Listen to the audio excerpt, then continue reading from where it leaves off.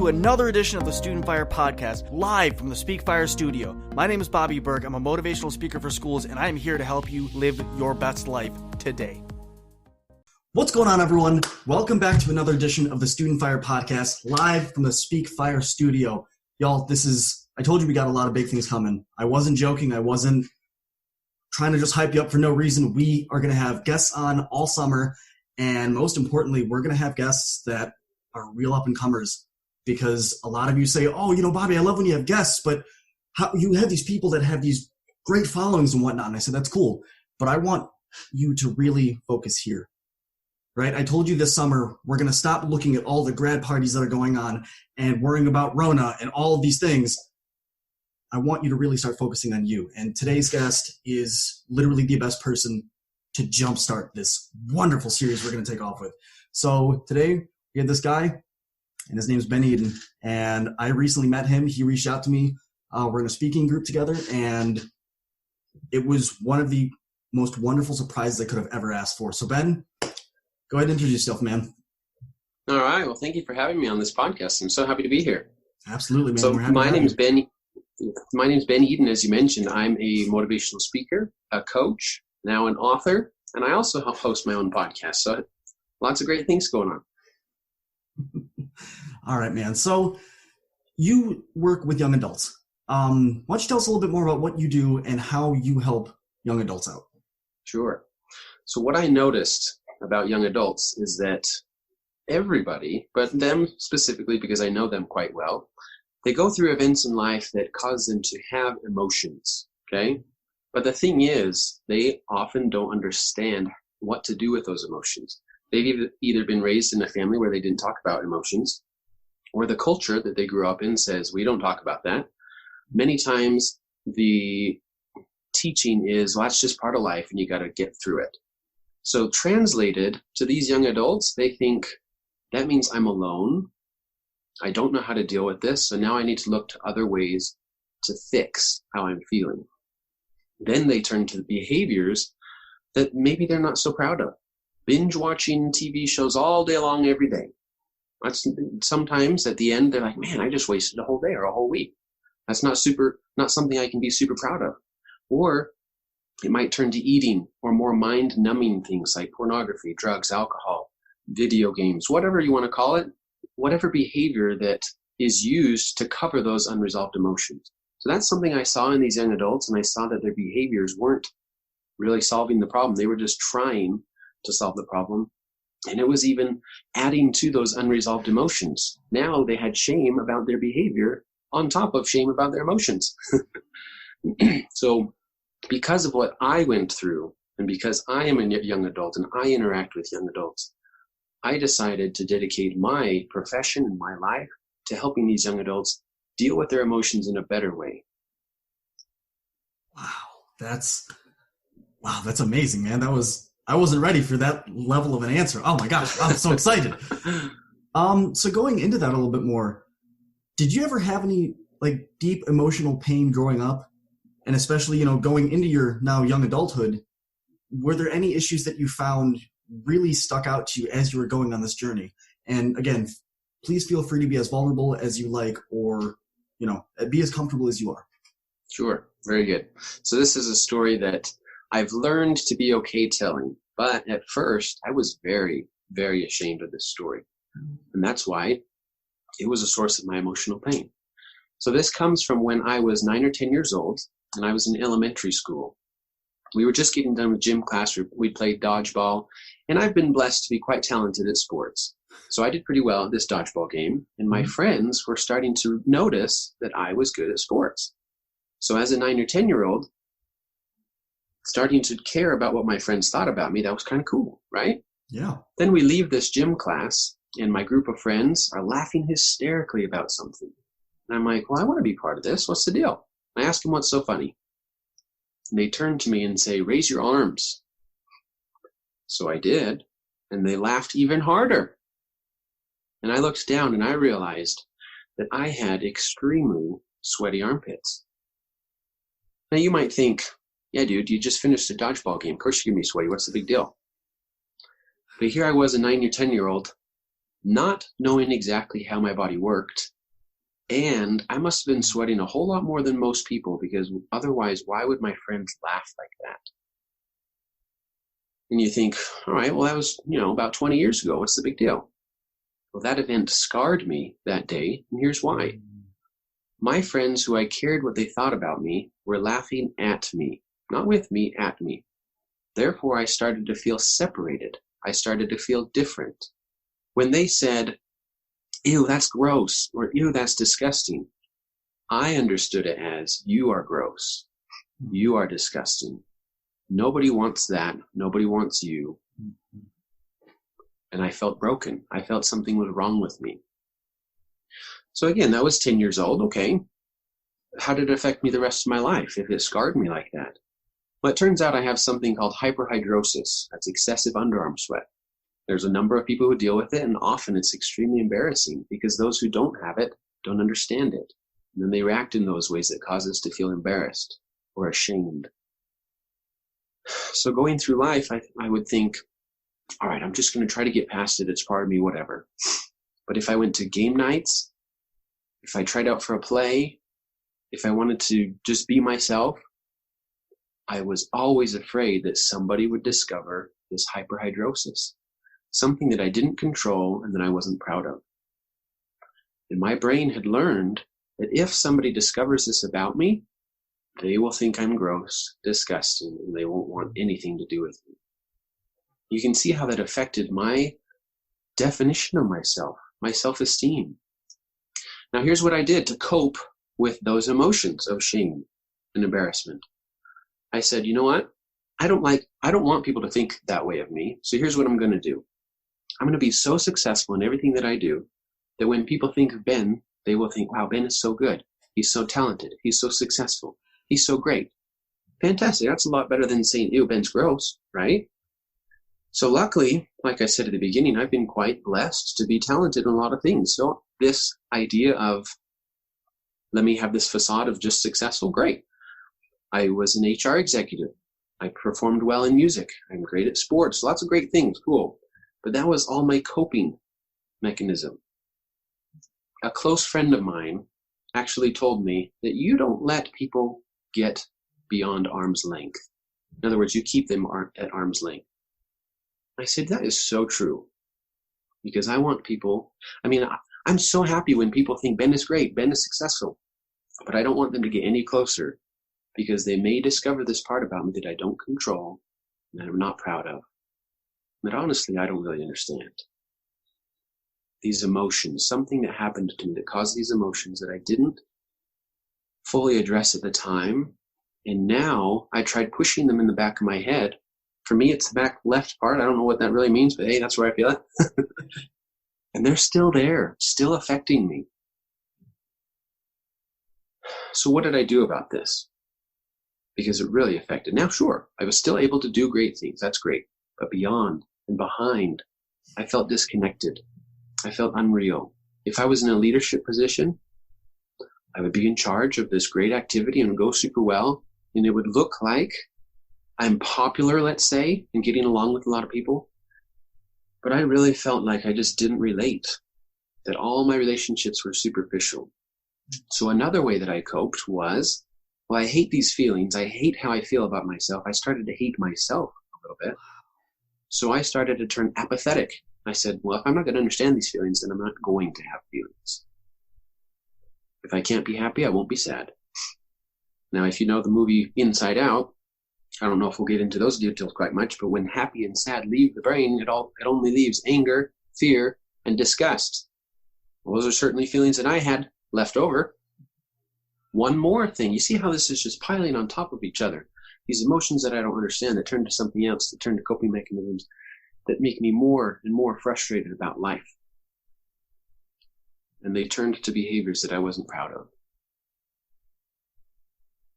Now, a couple years ago, I was working with a therapist, and I decided maybe this part of me is an emotional pain, and maybe my therapist can help me through it. So I decided to be brave and tell him my story. I hadn't told anybody, not a soul, not even my mom, this story. Okay?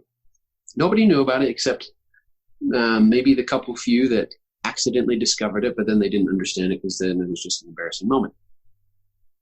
So I went to my therapist ready to be defensive and say, keep him arm's length. I'm going to tell him the story anyway. And I told him the story, and he said, thank you for telling me. Now I reacted, and I'm like, wait, what? You're not going to laugh at me, say I'm disgusting? You're not going to say, why are you here? No, my brain had come to understand or expect that that would happen every single time. My therapist proved to me that it won't necessarily happen that way every single time. He helped me realize that, wait a minute, maybe this doesn't have to define me. Maybe it's not going to be this way every time. So that was a breakthrough for me. Next, he did something extremely powerful that all of us can do, and this is something that I try to help people with. He helped me rewrite my memories. So he said, hey, I want you to go back to or imagine that you go back to your 9 or 10-year-old self right after this event happened. I want you to take him to a safe place, and I want you to tell him, you just went through something extremely difficult, and you have every right to feel the way that you do. But I want you to know that it is over, that you are loved, and that you're going to do some amazing things in life. Now, when I told my younger self this, I said, baloney. I can't love myself. I can't lie to him like that because I know that I don't love myself. Why would anybody want to love me? Because if they got to know the real me, then they discover this, and then it'd be gross and this, that, and the other. But as my therapist repeated this exercise with me a number of times, I really began to rewrite my memories. Why? Because in a safe place with somebody who wouldn't judge, I experienced those emotions that I had been hiding for years. I did cry. I was scared. I felt those feelings of shame. But because I felt them, I got them out. And then I was able to do something about it. So guess what? Yeah. Do I still have hyperhidrosis? Absolutely. But does that experience haunt me anymore? No. What was a ghost that haunted me is now an ancestor that I can appreciate and learn from. Sorry for the long story, but hey, hopefully that helps somebody. No, man, don't. As longtime listeners of this podcast know, you don't apologize for waxing deep, man. If you have something to say it. And before we move on, I really want to thank you for being that open and putting yourself out there like that, because a story like that is not something that comes easily. Even if, right. People say this whenever speakers go on stage and you give this really deep talk like that, oftentimes after the talk, people come up to you and say, oh my gosh, thanks for doing that. I can't believe you did it.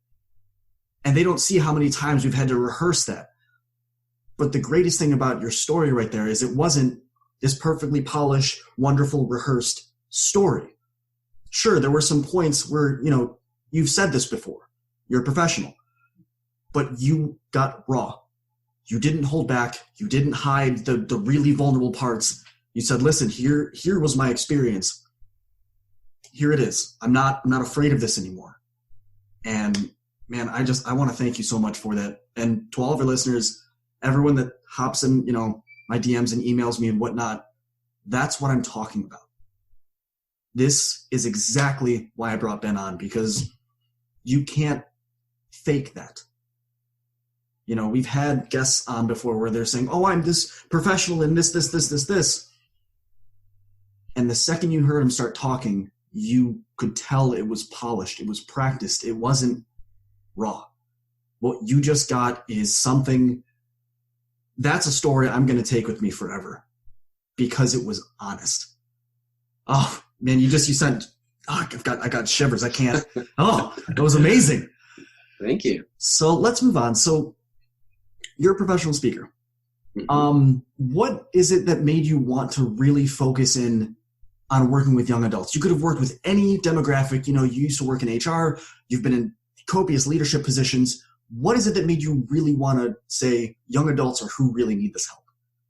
That's a great question. So I guess the best answer would be that I was a young adult. I'm still a young adult, right? But I was in the young adult age range when this happened to me. So I started to think, if people think Ben has a picture-perfect life and he went through something like this, I wonder if anybody else has. So I started to talk to my young adult friends, and they said, absolutely, man. Problem is nobody lets us talk about it, or there's nobody to talk about it to. And when I share my story, I did this a bunch of practice times with people at my church or the people that I surround myself with.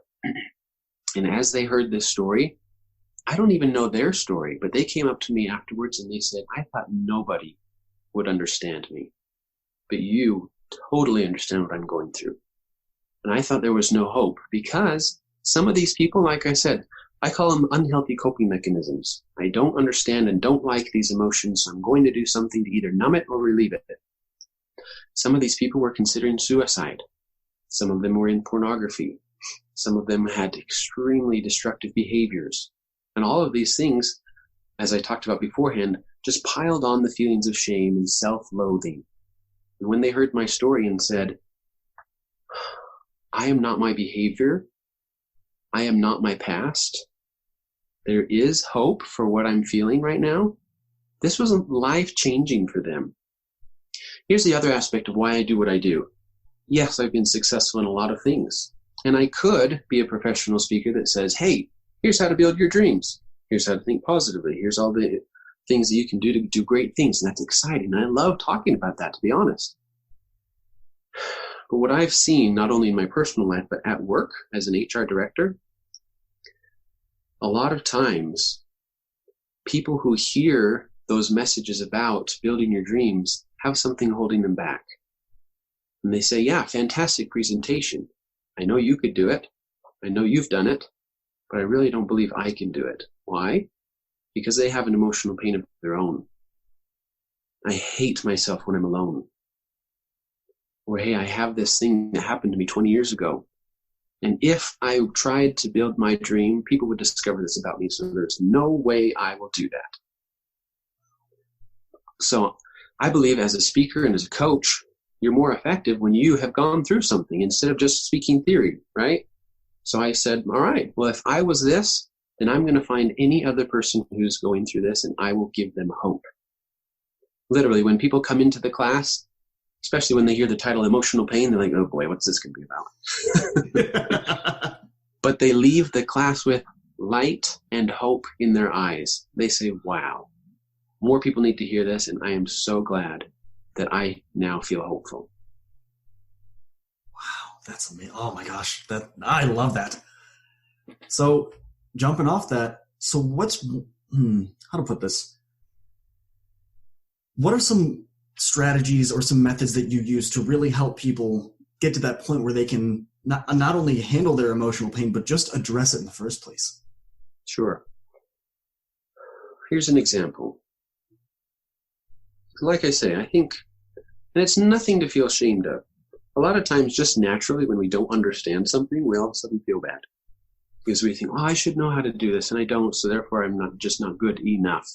There's another limiting belief that pops up. Or we look at society and we say, well, everybody on social media looks just super happy. Well, that's not me. So therefore there must be something wrong with me. See how it all comes back to this limiting belief. Something wrong with me, or I'm not good enough. And I believe that if we understand, or as we understand and acknowledge our emotions, we gain power over them.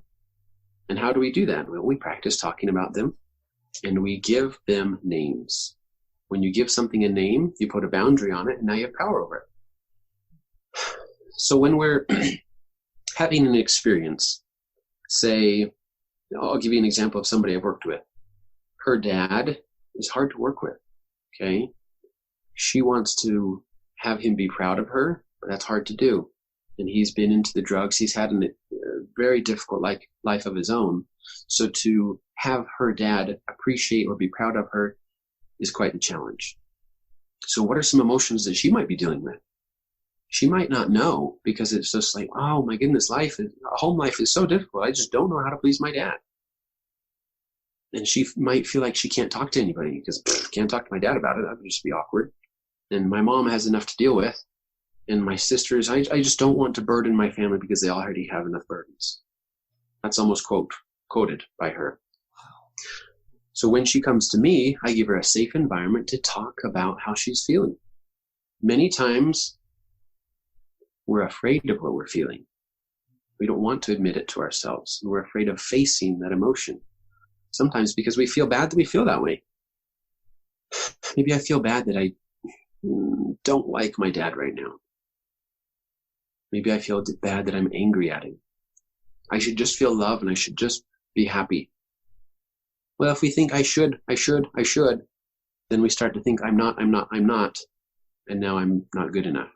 That limiting belief pops up again.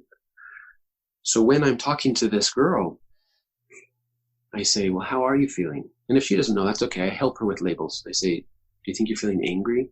Oh, definitely. I think I'm angry all the time, and I don't know what to do about it. Okay, if anger is a secondary emotion that hides fear, what are you afraid of? I'm afraid that my dad won't love me, or he doesn't love me, that he's not proud of me. Then we can open it up and say, that is a very valid emotion. You have every right to feel the way that you do. Now let's start to think about where that emotion comes from. Because our thoughts control our emotions. So what thought is contributing to that emotion? Why do you think your dad doesn't love you? Then we went down into the details. And we discovered that, sometimes, she might think he doesn't love her. But most often that's misinterpretation. Maybe he just doesn't know how to show it. Maybe he's just busy. Maybe you don't have to live for his validation. You can have power over other things. So anyway, as we talked through these things, she began to think, wow, I understand what I'm feeling. I understand why I'm feeling it. And now I have power over it. I can do something about it. The most important thing about that realization is I am good enough. I'm not broken. I am normal. Okay? I experience emotions just like anybody else. As I understand them, I have power over them. The more knowledge you have, I believe knowledge is light. The more knowledge you have, the more light in your life, the more you can see, the happier you are. Hope that answers your question. Yeah, no, absolutely. I want everyone to go back and re-listen to that exact answer, because as you were talking, I'm sitting there listening and going, there are so many gems that he's dropping just left and right casually. Y'all, you have to go back and recheck that answer, because that was fantastic. So in your professional speaking career, what's been one of the most challenging events that you've had? Or on the coaching side, what's been one of the most challenging events that you've had working with a client? This, and here's an emotion that comes up when I think about this. Frustration. If it's challenging, I'm frustrated. And that's okay. It doesn't mean I'm a bad coach because I don't love everybody. It means, all right, I understand what I'm feeling. Now I can have power over it. The most frustrating, most challenging event with this subject of emotional pain is the principle of you can lead a horse to water, but you can't make him drink. Right? So emotional pain, some people aren't ready for the help. Some people just don't want it. And I understand. Me, who now understands this and now I teach it, if I look back at myself 3 years ago, would I accept it? I don't know. I don't know if I would, because I just wasn't ready for it.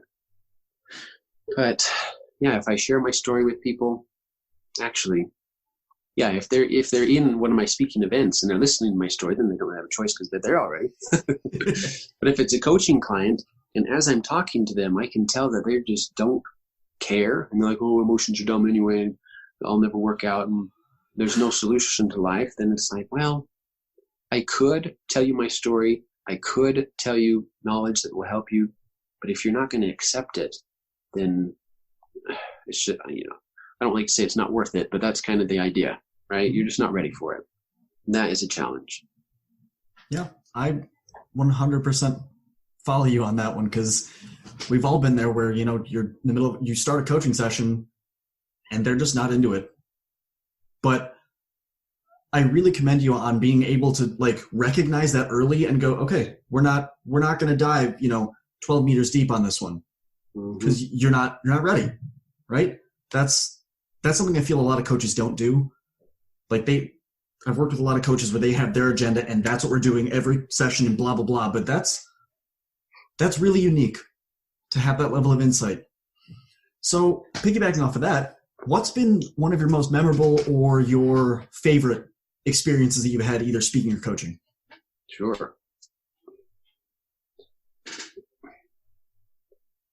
I'm a guy who uses quotes and principles a lot, okay? So here's what comes to my mind first. Oh, darn, now it just left me. But anyway, let me tell you. Oh, here it is. You may not be able to change the world, but you can change somebody's world. So if I speak in front of a group, no matter the size, and I think it went great, or I don't think it went great, because that's the interesting thing about speakers that you don't always know. You might think, wow, they just know everything, and they're so polished, and at the end they could be having feelings of, oh, I could have done better. That's real. Anyway, but at the end, if somebody comes up to me and says, I needed that today, or this would be perfect for my son. This happened to me. A mom came up to me afterwards and said, I need you to talk to my boy. I said, great. I would love to. That is so rewarding. Now, a thought that came to me that I wanted to share. I've been reading this book called How to Raise an Emotionally Intelligent Child. Obviously, it's the perspective of parents towards young ones. But I'll give you the example, and then we can apply it to any age range. If a child comes home from school and their science project bombed, and they try to tell their parents about it, if their parents say, oh, that's just part of life, I mean, you'll get over it, next year you can try again. The parent is trying to teach them resilience and say, yeah, not everything in life is going to go the right way. But by saying it that way, what the child hears is, you shouldn't feel disappointed. You shouldn't be having the emotion that you do now. Your emotions are invalid. The parent didn't mean to say that. That's what the child understands. Same example. If the child goes to school and their best friend found a different friend, ooh, that's tragic. But they go home and tell their parents about it. And again, parents, with every good intention, say, oh, but what about so-and-so down the street? They're still your friend. They try to solve the problem, but they jump the emotions. So what does the child hear? My emotions are invalid. My parents don't feel that way, so I shouldn't feel that way. Then they start to think, ugh, I'm different than my parents. Life would be better if my parents didn't have me. All of a sudden, it hits those deep feelings. Dangerous behaviors can come, right? Gets scary. And it turns to isolation. Well, now I can't talk to my parents, so who am I going to talk to? Well, I'm probably going to find some sort of belonging at school, which often happens to be the group of kids that don't do the greatest behavior. Why? Because they're probably all suffering to the same thing, type of emotions. So with that perspective, I look at people's eyes. I listen to them. I hear their stories. Here's a great example. After one of my speaking, we call them gigs, one girl, she was, oh my goodness, I could tell she was just angry at life. She's like, nothing goes right. And she would be, let's say, I want to say respectful, but at the same time a little rash in her questions. She's like, oh yeah? Well, how does it work in this situation? Oh yeah? How does it work in this, right? And I was like, I'm not going to focus on the behavior, her being a jerk. I'm going to say, what's the emotion behind it? She seems angry. She seems apathetic. She says, well, that won't work because. Okay, what's the because? Luckily, afterwards, we were able to sit down, and I said, tell me your story. And she began, and lots of anger came out. And me knowing the anger often hides fear, I didn't come out and say, guess what, you're afraid of something, aren't you? Because some people aren't ready for that. They're like, no, I'm just angry. Life sucks. People are stupid. But because I listened non-judgmentally, I let her feel her emotions, experience her emotions. I gave them labels. And I listened to her in a way that she felt, yes, I'm angry, but that doesn't mean I'm a bad person. Yes, I'm angry, but that doesn't mean I hate somebody. Yes, I'm angry, but, now there's something I can do about it. I feel better because I got the anger out. Now what can I do? Oh my goodness, if you saw this girl today, she's a completely different person. She's no longer just one of them girls that are like, angry at life. But she's now helping other people with their own emotions. Oh, what a great blessing. Wow. And think about that.